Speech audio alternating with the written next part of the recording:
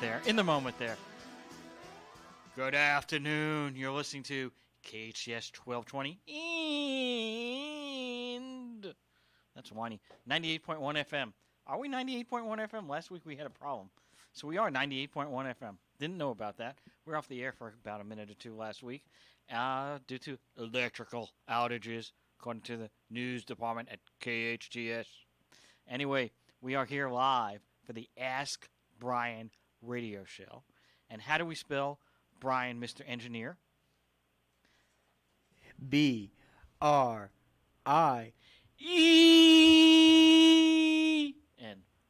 The only way to spell Brien, with an E. Anyone who spells it Y-A-N, I-A-N, those Brians out there, that's okay. But the real way to spell Brien is with an E. Today's show is very interesting. Our co-host, Lindsay Mann, again, is out on assignment, out researching other, I don't know what she's researching, but she's researching a lot of good stuff, and we're going to miss her. In fact, that's why, if you're on Facebook Live, I brought my tissue box, because we're going to miss her.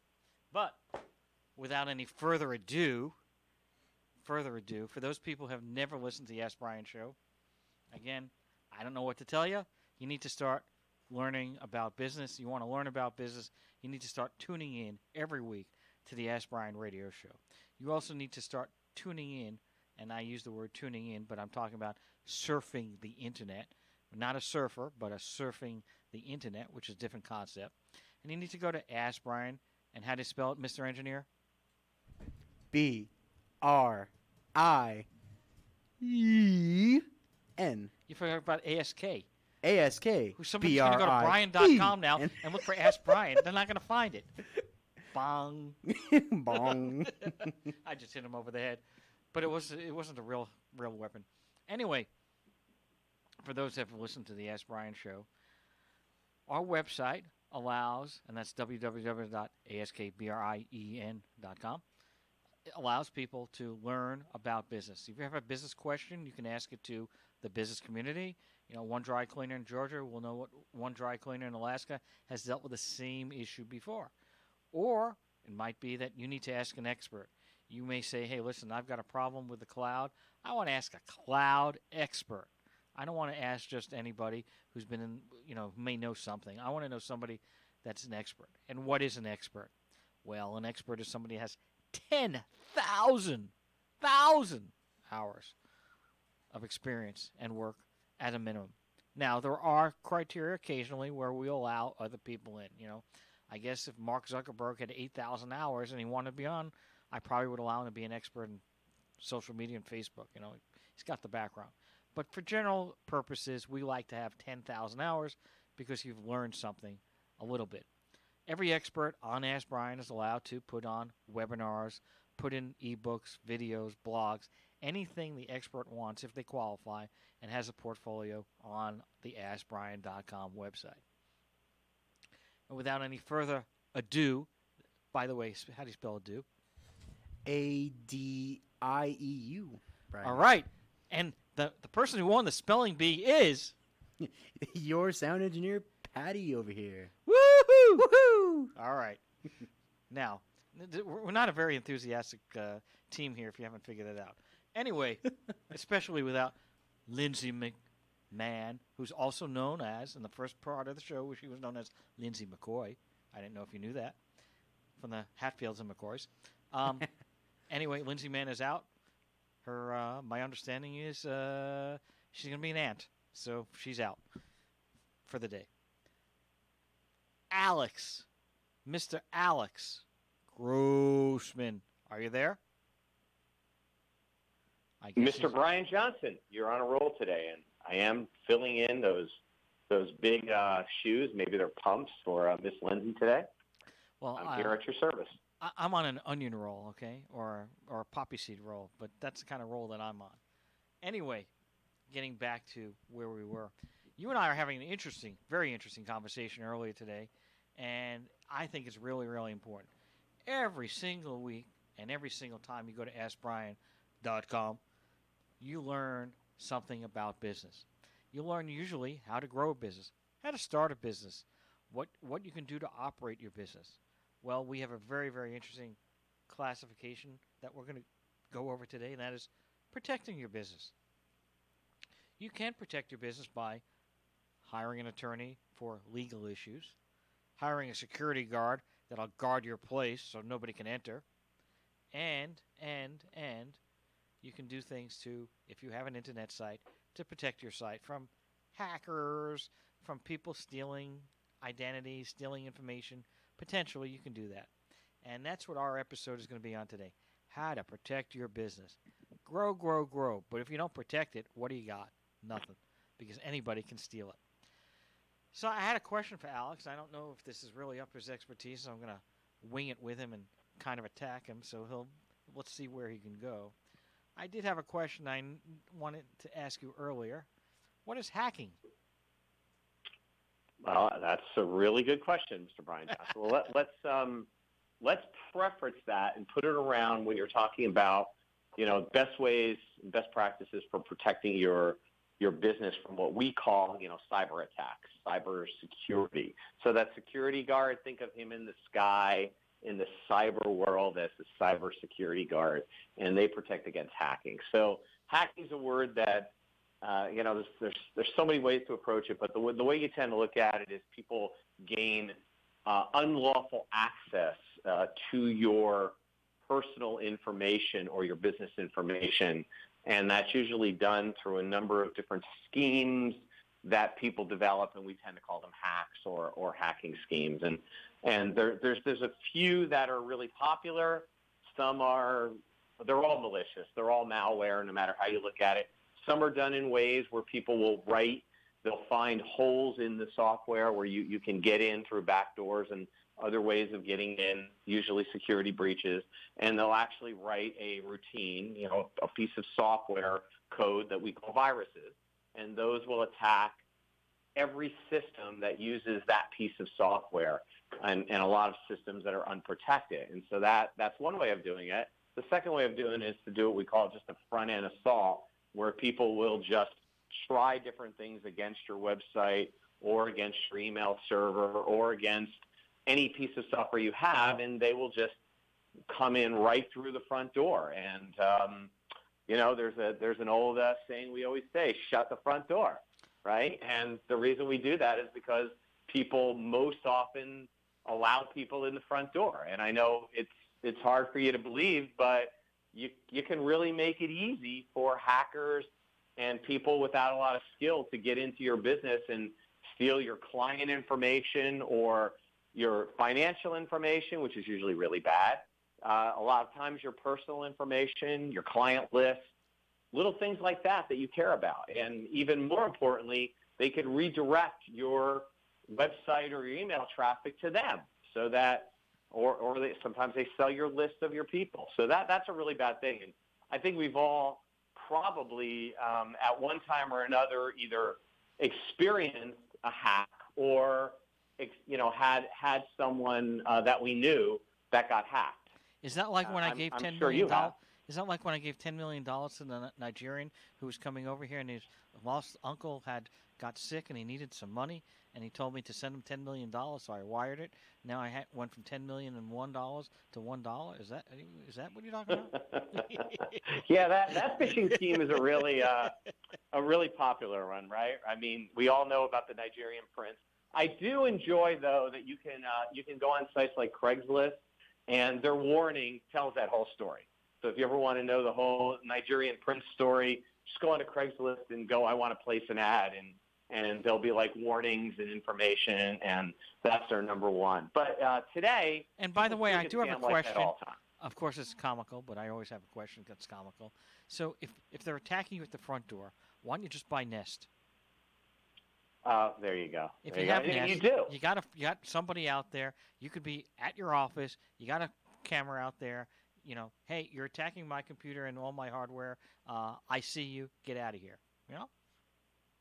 Yeah, and actually that's what we call firewalls, and often you will have very simple firewall protection, and let's just talk about small businesses a little bit. Let's go that way. So I think here's what a lot of people don't realize, right? I think that people say, well, I'm a small business. Who's going to go after me? they're going after the big businesses. That's where the money is, right? And we hear all the time about ransomware attacks where a city paid $8 million or a big company paid $8.5 million, or many of those last year that were all over the news. But what most people don't realize is that 70% of the ransomware attacks that happen in the U.S. happen to small businesses. And that when you take that up to small and medium businesses, it goes up to 85%. Now, everybody defines small businesses differently, but if you take the general definition of a small business being less than $100 million in sales and less than 100 people, that's quite a bit. And the interesting thing is that you'll get somewhere around 50,000 ransomware attacks per year, and the ransomware averages are sometimes low and sometimes high. People can ask for $5,000 or $100,000. Now, I'm going to ask this question for you, Mr. Brian Johnson, because you'll ask me, what the heck is ransomware?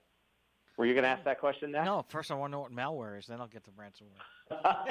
Well, yeah, okay, so let's go there. So malware is a group of all those things that can do bad things to your computer or to your business, right? So that's ransomware, that's viruses, that's phishing schemes that are automated, anything that can actually cause you to have what's called the denial of service, meaning no one can get to your website, all the way to we're going to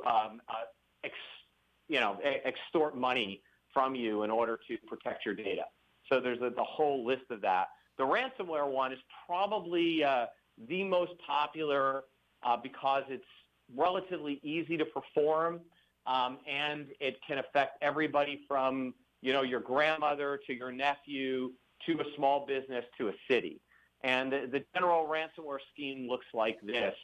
Someone hacks someone else's email, and you asked about hacking, and how does that usually happen? Well, what they do is they search for a bunch of names like brianjohnson@gmail.com, and then they try popular passwords. Why did you give out my email address? I'm sorry about that. Let me give your password out too, God. So they'll try popular passwords like password and God and all those crazy things we used to hear about in the 80s, but it's real true.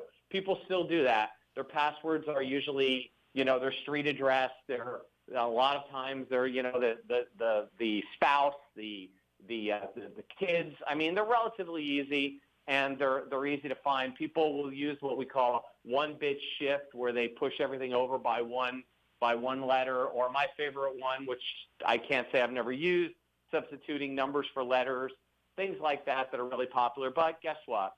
Computers today are really fast, and they can try hundreds of thousands of combinations in a matter of minutes, and they'll usually find it. So let's say someone's email gets hacked. A lot of reasons to do that. Don't even want to go into. We'll talk about this in a little while. How you can be in an airport or a public space and just put in your password to check your email over Wi-Fi, and boom, it's wide open and someone grabs it. But let's say they hack them. Let's go back to that. They hack you, they get an email, and now what they do is they just send an email to every person on your contact list. So all of a sudden, I'm Alex, and I get an email from Brian Johnson, and it says, hey, Alex, check this out. This is the best deal of the year. And what do? I open the email, and I click on the link, because it came from my buddy Brian Johnson. I trust him.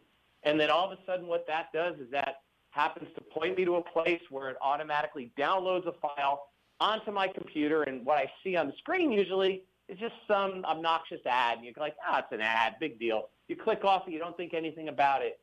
In the meantime, either a Trojan or a worm, some type of piece of software is now infecting your computer, and it's grabbing all your data and locking it down. And it locks it down pretty good. And then when it's all done, it puts a little message up on your screen that says, your computer's been locked, dial 1-800, you're screwed, and to unlock it. Then you call that number and you get it. The first hacking that I've ever... It's a lot of a movie, isn't it? No. Yeah, war games. Do you want to play global thermonuclear warfare, and it had a bot and everything. I mean, it was like, that was the first time I ever heard of hacking, really. That was the 80s, baby. It was all good. Matthew Broderick, Ali Sheedy. How could you win? Really, really good, pretty unrealistic movie. But in those days, it was pretty realistic. But today, this happens all the time. And then what happens is you get this message. You call this number, and the people say, yes, your computer's been infected, but I can disinfect your computer you just need to give me your credit card number, or you need to get me, a Bitcoin, 476-1001-5252. Oh, I thought you wanted to give me your credit Yeah, there you go. Well, I thought it was like 867-5309. It's Jenny, but you never know. That is Jenny, but it only has one name on it. It doesn't have her last name. And I'm sure you searched in your younger years many, many times, as we all did. So it's very interesting. And then you say, I'm not going to do it. Your computer's basically dead and locked. And of course, you give them money, and a lot of people do $100, $200, $300, and they unlock your computer, and you're fine. And the thing is, this happens a lot of times on small business computers, where people will have their client list up there, they'll have their orders up there. It'll attack their server, it'll attack their personal notebook, and believe me, it's pretty bad. And that scheme works because today only about 20% of the population out there have any type of backup on their computer, any type of real backup where they can actually get that data back. All right, so hold on. Let's slow down here, okay? How could it possibly be 20%? You have the iCloud, okay? People have USB, they have hard drives, they have network, whatever. How could it be so low? That number sounds very low. And what's really interesting is that number hasn't changed in many years. Even though today we have a lot of different cloud services. As you mentioned, Apple has a very nice cloud service called iCloud. It's relatively inexpensive, $10 a month usually covers your whole computer and your iPhone, and everything gets backed up. Okay, and there's Microsoft has one called OneDrive, very similar piece of software. That does exactly the same thing. There are many, many different third parties. I won't even go through all of them. There's Backblaze that gives you a terabyte a month for $5, but it's a little less automated and requires you to have to know things. And there's just so many others that are out there. And of these cloud services, many people use these to store their files. What they don't do, though, with many of these services, and iCloud is a possible exception to this if you do it right, but most people don't do it right, is you save your applications, meaning things like Word and Excel and all those things you use, Quicken or QuickBooks if you're using those tools to run your business, and all the data from them up in the cloud. Well, the problem is once your computer is locked, you even have a really hard time being able to restart it and to be able to reload that information because you can't do anything. The computer just comes up locked. You have to bring it to someone or know enough to be able to do a recovery or a restoration on your computer, basically doing what we call a bare metal restore. So that means putting the operating system of the computer back on. If it's a Mac, it's Mac OS. If it's Windows, it's Windows, if it's a PC. And then you have to put all of your applications back on, your Word, your Excel, your Quicken, all those applications you do. Then you have to restore all your data. And if you have a lot of data and it's up in the cloud and all that comes down, that could take 2 or 3 days to literally restore everything. And, if you're running a business, you're supposed to be running a business, not wasting your time I'd be out of business looking up things. If I have to wait 3 days, I'll be out of business. I'll be calling unemployment. And the problem is you can't use your computer to go Google this stuff, so to speak, and figure out how do I do this, right? So there's a number of services of people who will try to protect you from this. But really, when we get back to that 20% number, when we talk about 20%, it is people who have gone through a backup strategy and understand what they really need to protect themselves and having all the data. And so that's the scenario of closing the door after the horse gets out, right? You close the barn door after the horse gets out. The better thing to do, obviously, is to never let the barn door get opened. I call it a staple. That's the difference between you and I. I like the barn. You like the stable. It's all good. I keep my horse in the barn. I don't know where you keep yours. Anyway, we'll be right back on the horse in a minute. We're going to take a quick break. You see so much when you look at your child. A creative spirit that surprises you every day. Curiosity that develops into exploring unique passions. A little leader growing every day to discover who they are, what they love, and how they can make their mark on the world. At SCVI, we see those same amazing things. Our tuition-free K-12 charter school gives your child boundless opportunities to think critically and imagine freely, with a customized learning program built around each individual student. As iLead's founding school, SCVI combines an immersive approach to traditional subject learning with extracurricular activities, including STEAM, robotics, theater, music, and sports. SCVI has the only international baccalaureate program in Santa Clarita, with a 10-year proven track record of graduates excelling at top universities. And we're in your backyard, just off the 5 freeway in West Santa Clarita Valley in Castaic. For enrollment information or to learn more about our program, including homeschool options, visit iLeadSantaClarita.org. iLead Schools, free to think, inspired to lead. Your building sign is essential to getting customers to your location. Feathers can help you get your business noticed. Feathers, now in a new, larger space with plenty of parking. They walk you through each phase of your project with special attention to detail and quality. Feathers will provide you with a sign that you can be proud of. Your sign will draw customers in instead of having them drive by. Visit Feathers online at feathersigns.com or go to Feathers' brand new, bigger location at 26017 Huntington Drive off Rye Canyon or call 298-9442. If you have a business problem, if someone doesn't honor their agreement and you need an aggressive attorney with over 27 years experience, the Law Office of Peter Bronstein has helped partners resolve disputes, franchisees resolve disputes, and other business owners who have a challenge. Let the Law Office of Peter Bronstein take your stress away. Visit lacorporateattorney.com. Don't wait too long and lose your rights. Solve your business challenge problem today. Visit lacorporateattorney.com. We salute the combined efforts over the many years to make Castaic High School a reality. Many behind the scenes did the hard work. The past and current William S. Hart School Board members, Steve Sturgeon, Joe Messina, Bob Jensen, Linda Storley, and Dr. Sharice Moore, Superintendent Vicki Enbreck, Castaic Principal Melanie Hagman, and so many others. We at the Castaic High School Construction and Spirit Companies are honored you allowed us to be part of this amazing project. Now, let our kids and our teachers perform their magic. I never thought I'd be looking for an assisted living home until Mom got sick. Suddenly, there were questions that I didn't have answers to, and only limited time to find the answers. What facility could take the best care of Mom? Then my mother's social worker gave me a brochure for assisted living locators and informed me that assisted living locators is recommended by more healthcare professionals than any other agency. Call Shannon at Assisted Living Locators, 544-1004. That's 544-1004. Hometown, your hometown station.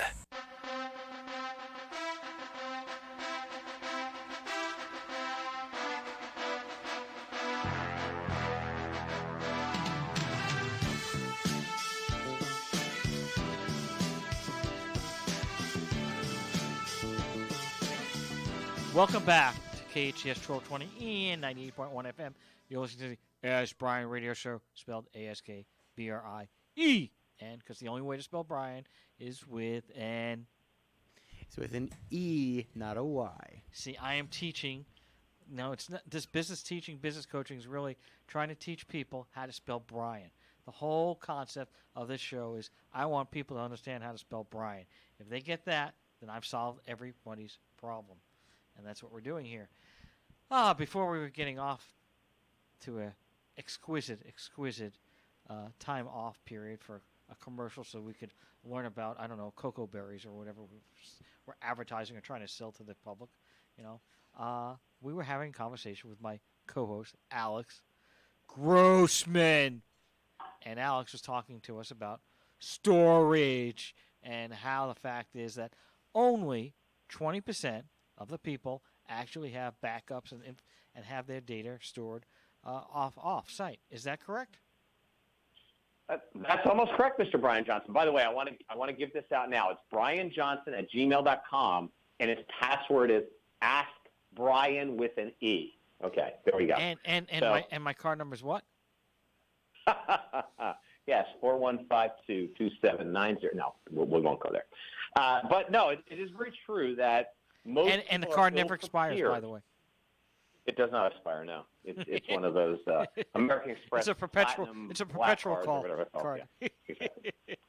Yeah, it's all good. But the idea is that most people are ill prepared for phishing attacks and of course for ransomware, and people shouldn't feel stupid when they get hit with those things. Fish attack? It does happen. Is that like when fish attack. Is that like salmon and octopus. tuna and sharks? Yeah, absolutely. Okay. It's when people eat fish. It's like No, but in a sushi fishing but they attack, couldn't call I it would that. think like you're sitting in the boat and all of a sudden you get slammed by a swordfish. Yeah, and like Brian with the knee, that fishing is PH, not F. Oh, So it's all good. That's what I didn't understand. You've been fished. Yes. Just like I'm from Philadelphia and it starts with an F-I. Exactly. That's a Philly. It's all good there. No, and what we were talking about was the idea that people are ill prepared for these things, and so the idea is not, that you're not supposed to, close the door afterward. You're supposed to shut the front door, and you got to stop people from coming in. And people will come in the back door, and there are tools to do that. And the problem really is, and before we go into the tools that you use, the problem is really the obligations. So if you have people's data stolen, and we've seen this, right? I mean, I'll pick on a few that were big. We saw the Equifax thing. We saw SUNY happen. We saw all these different things where people's credit card information, personal information, Social Security numbers were exposed. And you go, well, that's a big company. Well, what if and we'll take that, you're that dry. You have all your customers. You have their credit cards on file. I mean, my wife picks up my dry cleaning and her dry cleaning all the time, and it just charges on the credit card, and anything can happen. What if it's only your 50 or your 100 customers, and their data is stolen, which can easily be done? I'm wondering, do we have anybody who can actually give us the legal reason around that? Mr. Brian Johnson, can you I don't help know, us but there? I'll look for an attorney.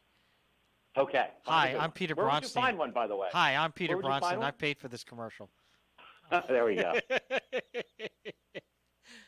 Well, actually, there's a couple of items, and one of which I guarantee has never come up, and that is when you do use a credit card as opposed to a debit card, you have your limitation of $50 per transaction of maximum liability if you never found out about it. So that's actually something that does not come up in these discussions, but I just wanted to bring it up because that was an old school type concept that somebody used your credit card in 1962 before they had the internet or rocket ships, whatever. The fact of the matter is you do have a liability limitation of $50 per credit card. What about the debit card, though? I heard you say there's a debit card exemption there. What's that deal? Well, it's not an exemption, but it's not the same as a credit card, and so therefore it can go a little bit higher than that. But let's go back to, because that's slightly off topic. The issue here is if you have data, if somebody's collecting data of yours, they have an obligation to protect it from hackers, okay? So when you go to the dry cleaner, okay, or Target, or it doesn't matter who you go to, if you go to a place and you have to provide your credit card information, by the way, many merchant account companies and many companies out there, they only store the last 4 digits. The reason why they do that is they don't want to be involved in the transaction. They don't want to have any information, and so they feel that if it's encrypted and there's only the 4 digits out there, they can still identify the card, still charge the card, but they don't have access to it, so they don't have the rogue employee who goes in there and steals the information. All right. And by the way, an in-house stealing whereby a Target or someone where the employees are going to go in and take it, I don't think that really has happened too often. It's usually an outside third person who's saying, wow, I'd like to get in there and get all this personal information from whether or not it's Equifax, Target, or your dry cleaner. It's usually, I would believe, a third party, but I don't know the answer to that. I've never done any research. That's a guess, but that's how I would envision it. Because for one thing, you'd be hurting your own company that you work for, and if your company's based on bonuses or earnings, that would affect you. And two is, there probably are inside jobs. I don't know about them. Maybe they're not reported. Maybe they're not out there. I don't know any statistical information about it. But if I had to guess, and it's a pure guess, I would say most likely it's third-party people that are trying to take the information as opposed to insiders, which actually probably would have a much easier path to get the information. Now, as far as third-party liability goes, as you've seen in Equifax, and by the way, I do have to disclose, I was one of the people that was picked off because I got a letter from Equifax. I put in my information. They said, yep, you're one of them. So it has happened to me. I don't know how many other people it happened to. I think quite a few more than myself. And the reality is the company, if they take your information, if they're holding your information, they have responsibility for that. If they're not taking it, that's a different source. If it's, somewhere else, they can make an argument that, hey, we didn't have it. But the fact of the matter is, they collected it, they put it together, they compiled it, they have it. So if something happens to it, they're responsible.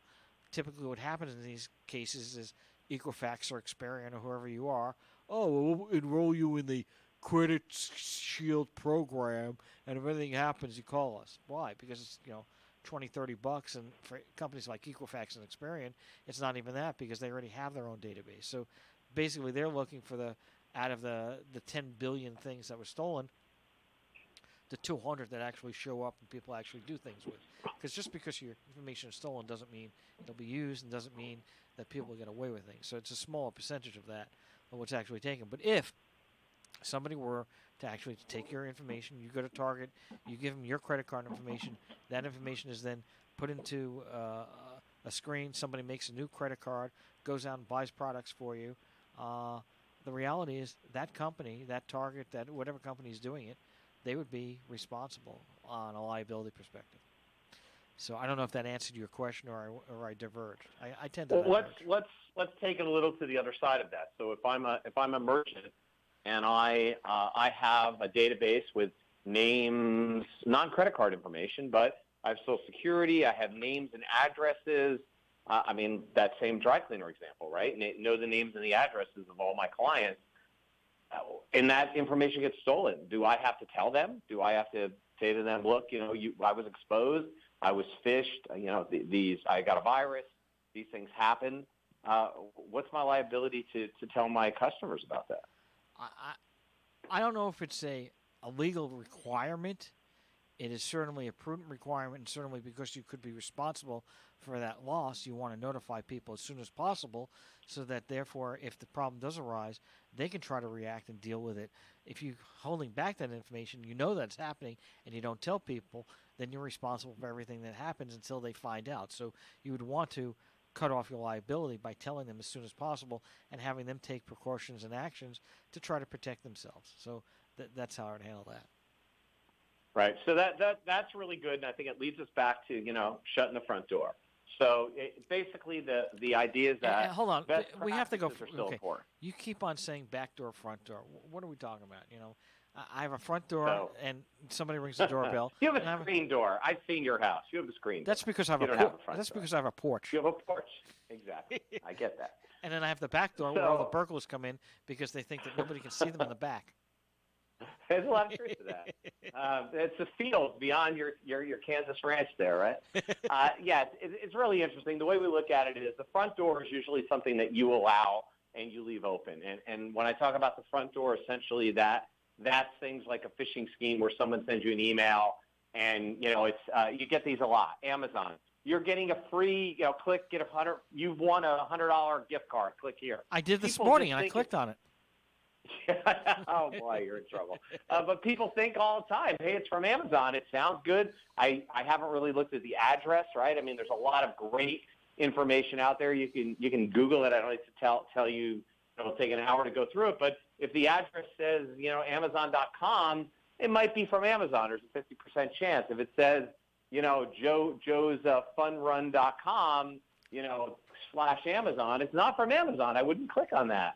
But if you click on it, all of a sudden now, you see some splash screen. You think, I'm safe, but realistically, it's downloaded something to you. This was a real problem with Internet Explorer in the old days, even with Apple Safari and other pieces. There were ways of getting in through the door or having you accept files and come through your browser, which happens quite a bit. So, that's your front door. Okay, you've done it. You're responsible for it. And I didn't mean to interrupt, but what I'm gathering for front door means that you, the user, proactively do something that causes people to get access.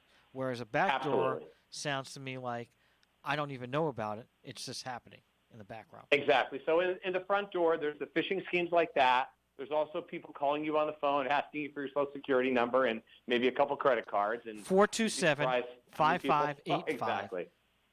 Yes. Oh, sorry, that was the engineer's Social Security number. How many people fall into that? Oh, yeah, good deal. And how many people fall for that? And the back door needs to be protected as well. And, for front doors, just best practices you understand. The back door is a little harder to protect against, but it can be protected. And the back door usually, and there's a lot of different ways around this, usually are a lack of firewalls. And you're going to say, what's a firewall? So I'll beat you to that. When a firewall is that what a fire engine man puts up? Yes, exactly. It's what a fire engine man puts up. I didn't know there was such a thing as a fire engine man, but hey, I'll take your word for it in your world. In your parallel universe, I'm sure that's true. But what the fire engine man puts up that firewall? No, realistically, the way you have to look at it is that there are a number of tools that you can deploy, and a lot of routers will have this already built in. Your Wi-Fi routers will have this. Sometimes your ISPs can help you deliver modems with a lot of these firewalls in. You still have to check the box to enable them. You'd be surprised how many places I've been where they don't check the box. If you have Geek Squad install it, they might, but if you do it yourself, you might miss it and you leave it wide open. A lot of people check the box, but then they don't realize that certain things get blocked by it, and they go, it doesn't work. They Google it, and it goes, uncheck that box, and all of a sudden you're completely wide open. And coming through the back door, there's software that people write. It's actually relatively easy to do. They'll write software that'll just go out to every IP address. The IP address is the address of, say, your home or business, and it will just start to look for popular things like the router and look for the password. So if you bought yourself, say, a Linksys router and the login is admin and the password is password, and the address that's is my password. 192. I know. And the address is 192.168.1.1, which is a non-routable IP, supposed to be internal. But if they figure all that stuff out because you didn't change it, they pretty much can get your system, and they can do a number of different things. They can put a sniffer in, and they can sniff your system looking for packets going across. Packets are things like passwords. First, you have to go to sniffer. But go really 50,000. First disclose sniffer, then you can... Yeah, what is a sniffer? Yeah, it's your nose. No. I thought scissors when they cut your hair, but okay. That's a sniffer, not a and if you take off a P, it's the guy that shoots people from long range. That's a sniper? Oh, okay. Very good. Yeah, I like all that. But these tools are available to just about everybody for a lot of different reasons. IT people use these tools internally to do diagnostics and testing. There's just a lot of it on the dark web out there. A lot of people can grab these things. You can grab them by Googling them, and you'd be surprised how easy it is to get.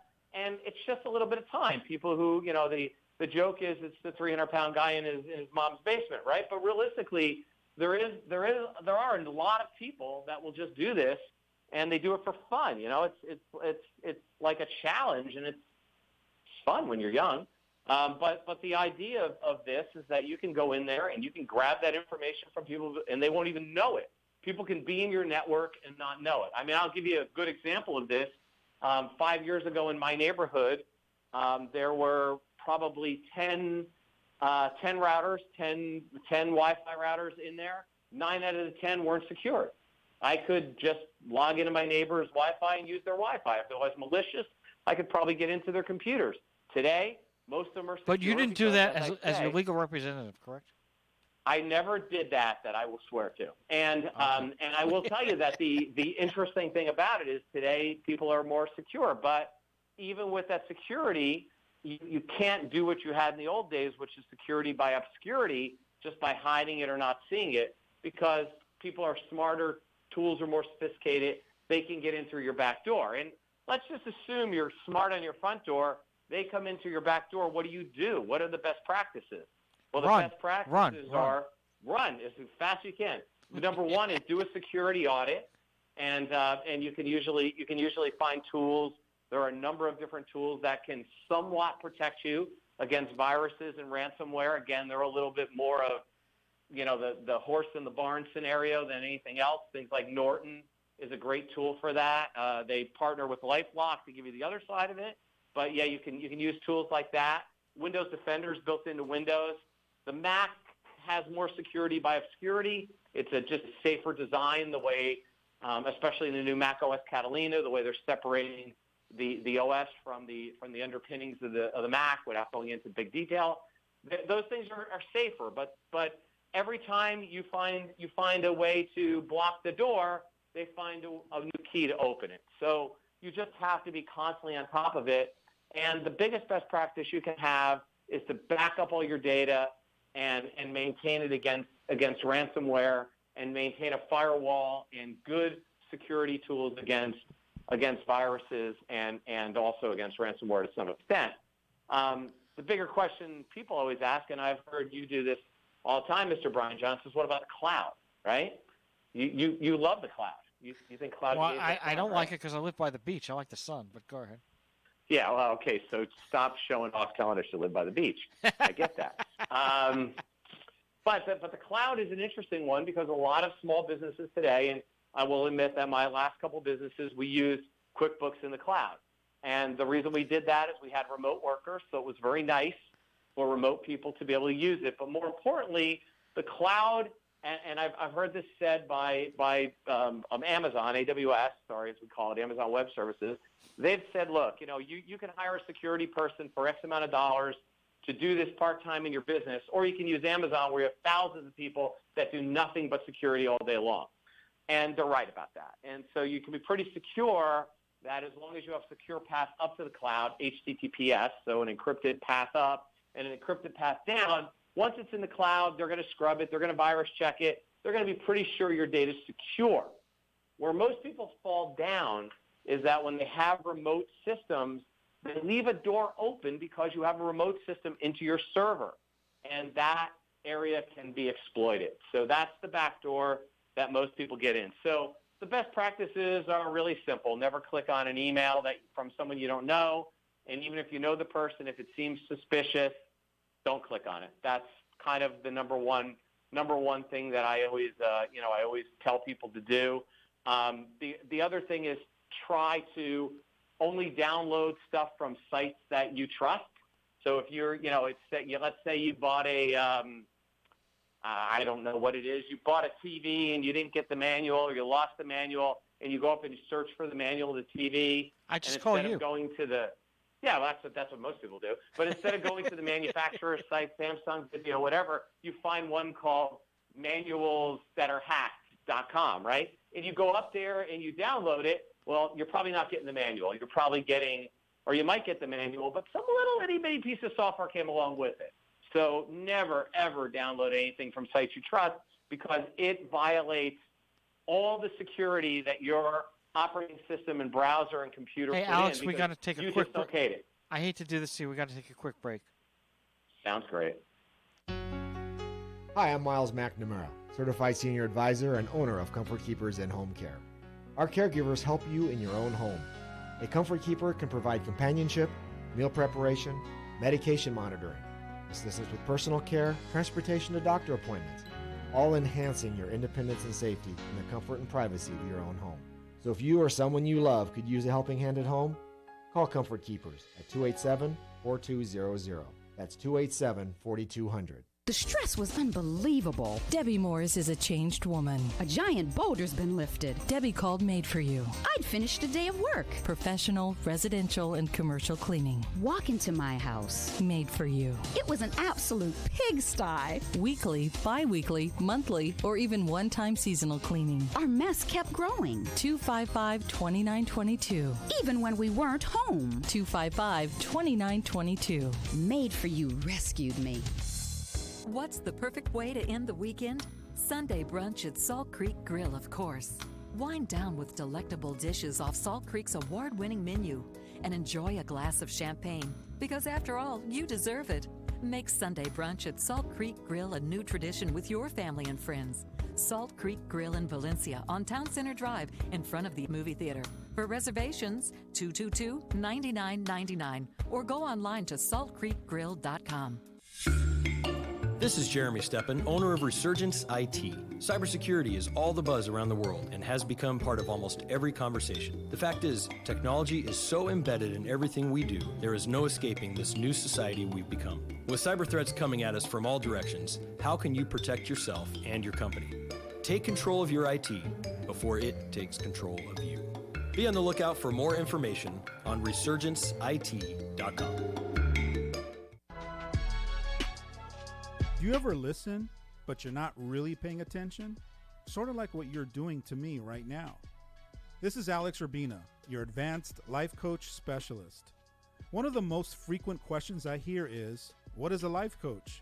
Well, tune in every Friday at noon to learn the value of having a coach and listen to a live coaching session on the radio.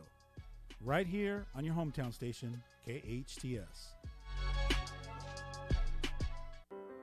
If you have a business problem, if someone doesn't honor their agreement and you need an aggressive attorney with over 27 years experience, the law office of Peter Bronstein has helped partners resolve disputes, franchisees resolve disputes, and other business owners who have a challenge. Let the law office of Peter Bronstein take your stress away. Visit lacorporateattorney.com. Don't wait too long and lose your rights. Solve your business challenge problem today.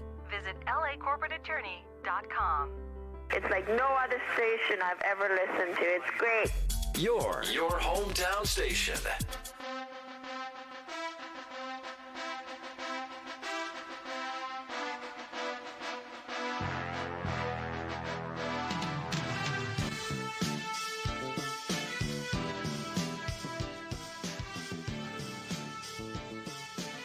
Welcome back to the Ask Brien Radio Show.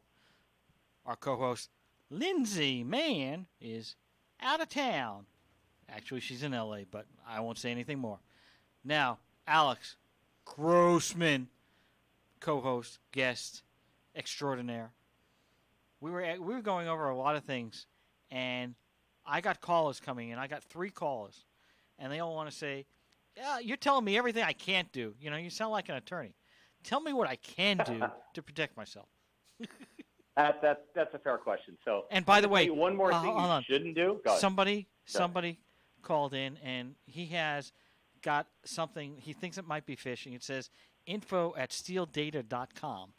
So, do you think that he should be opening that up? I think open it right up. Info@stealdata.com. And it sounds legit. It says from a very, very big company. You've won $1 million. Just click here. Yeah, I always click on those. So the last thing you should do, honestly, is people give away free USB sticks, those little thumb drives that everybody loves. Mm-hmm. Generally, don't take them, or if you do, erase them right away. Because one of the biggest schemes going on around right now is a free USB stick you get in the mail. They only cost pennies for small ones. You put it in your computer and it download some great software. So I'd stay away from that one. But the things you should do, and again, even if it's software I want? What if it's software I want? Yeah, well, it's probably infected, so I'd be careful. Okay. I'd be careful. The things you should do, and they're really pretty simple if you just follow these best practices. One is to always keep your software and your operating system up to date, especially if you have a Windows system. There are constant updates for security. People just love to hack Windows and love to hurt people with Windows. I have a really quick story. I have a graphic designer. He hasn't updated his system in 3 years. I smack him over the head. He's like, well, every time I update it, something changes, something happens. It's not worth it. Keep it up to date. Same thing true with software, unless obviously sometimes you have to pay for software updates. But for the most part, keep your software up to date. The other thing that I think is probably the biggest thing, and there's a lot of pluses and minuses to this going around. There's tons of people looking for it. Get a low-cost VPN. VPN stands for Virtual Private Network. This will protect you when you're on an open network, when you're quote-unquote in Starbucks or you're at an airport or you're somewhere. Even though you're connecting to their internet and you feel like it's secure, those internets are never secure. They can be hacked. This is a typical thing people do. They're out. Small business is outside. They're at the airport. They're traveling. They just saw an order come in. They get the order and they go enter it in their QuickBooks remotely. Well, they enter their name. They enter their password. All that stuff can be hacked and grabbed, and that's a front door, not a back door attack. So very simple and very easy. So VPNs, you can search for them.